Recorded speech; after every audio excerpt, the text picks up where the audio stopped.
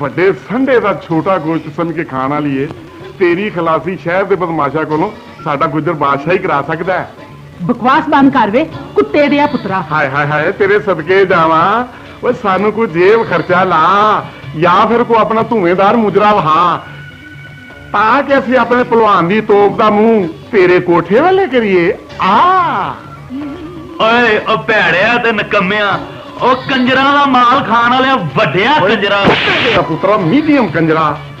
ओए बेवकूफा वो कंजरा दियां कोई लूमा होंदियां ने। ओए उत्थे साडे वर्गे शरीफ आदमी अपनी दौलतां टौंदे ने।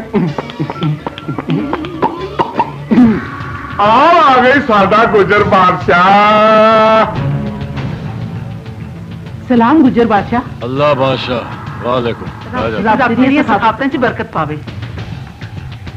पहलवान जी ये वड वडेरी अलमास भाई है। मलक मनसे के पुत्रा ने धी का मुजरा बेशाली बंद कर दिता है।